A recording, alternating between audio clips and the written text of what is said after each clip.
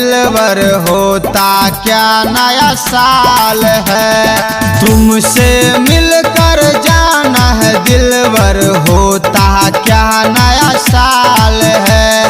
जब हंस के गले लगती हो, जब हंस के गले लगती हो, दिल में उठता भूचाल है।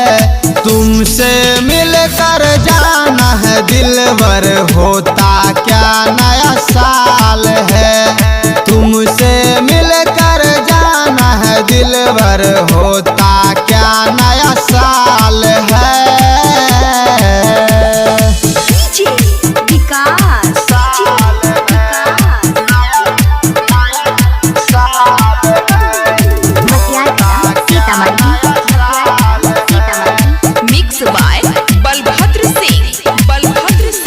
अब हम तेरे प्यार में यूं ही खोए रहते हैं, सपनों में भी तुमको ही लव यू कहते हैं।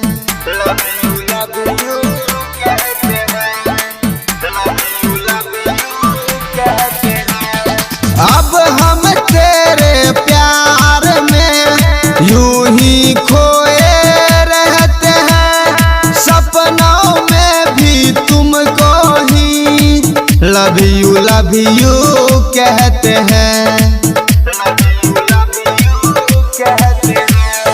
बन गए हैं हम तेरे दीवाने, तेरे लिए ये हाल है।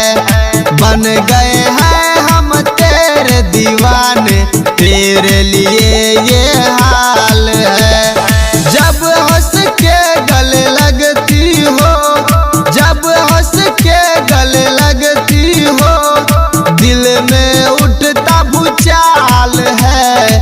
तुमसे मिलकर जाना है दिलवर होता क्या नया साल है। तुमसे मिलकर जाना है दिलवर होता क्या नया साल है।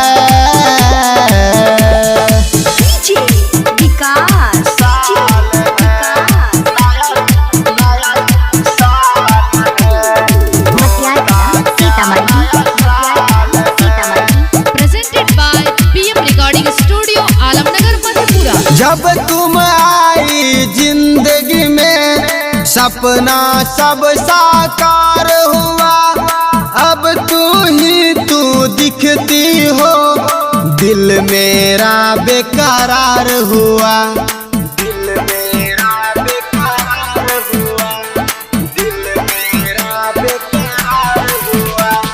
जब तुम आई जिंदगी में सपना सब साकार हुआ, अब तू दिखती हो, दिल मेरा बेकरार हुआ।